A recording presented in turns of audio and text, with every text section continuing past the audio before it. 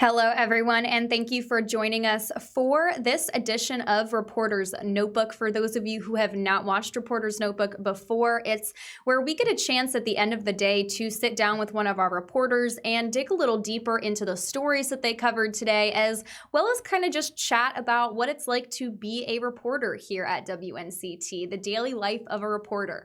So we have Miss Amber Joseph joining us from Skype. Amber just got home from doing her live shots today, and Amber was covering a follow-up story that we've kind of been tracking for the past 2 weeks now.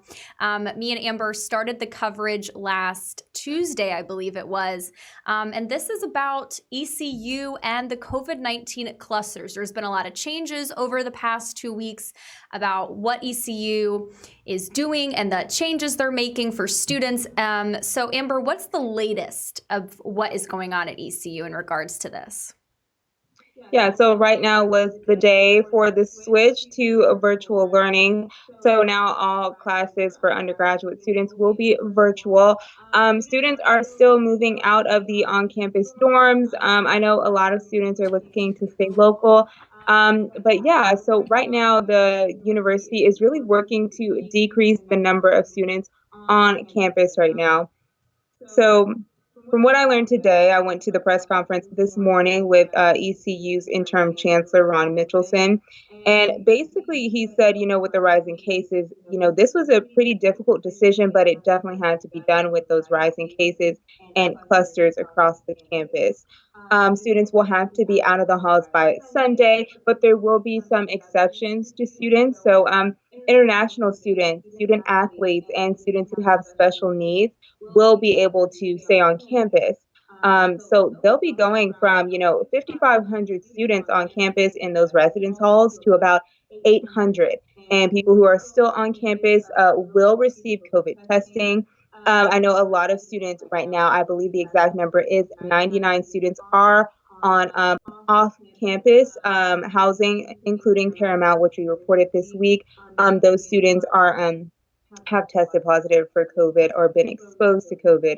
So, those students will finish their 14-day quarantine there at the off-campus locations. Chancellor Mitchelson says that they hope to bring those students back to campus to continue to care for those students. Right now they have, personal transportation and even food being delivered to them. So they definitely understand, some students, who would like to be in isolation or quarantine. So they're just trying to handle the situation with compassion and, help students feel comfortable.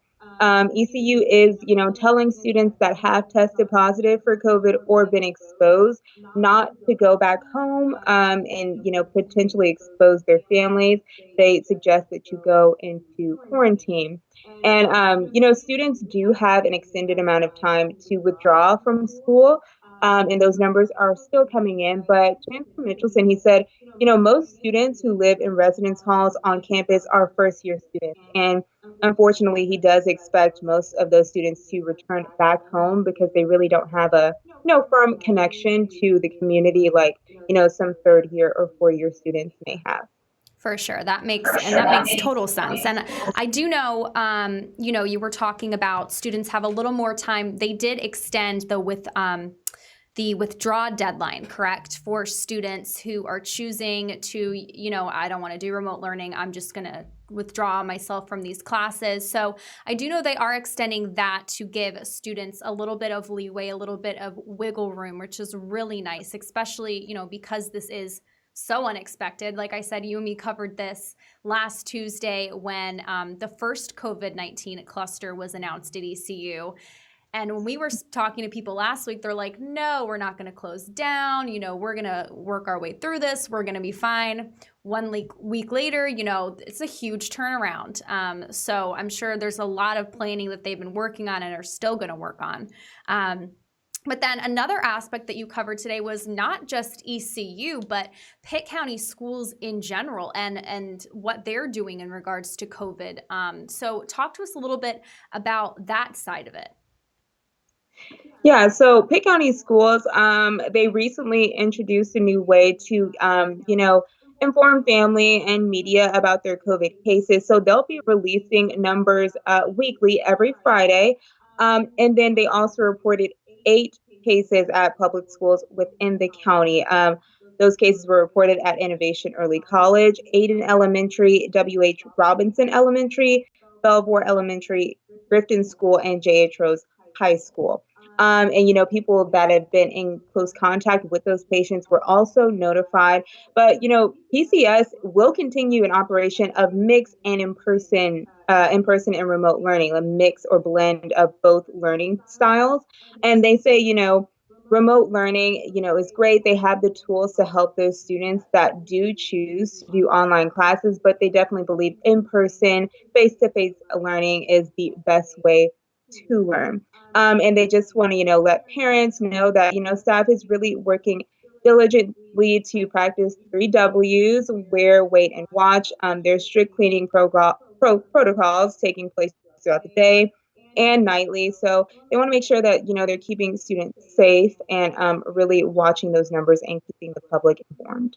Definitely. And for more information, if you want to, keep track of or check up on your child's school or just schools in your area to see what's going on, we do have the link for the district plans that will be going out weekly from each school district. And that's going to be on our website, WNCT.com. So you guys can look for that if that's something that you want to keep track of for your family.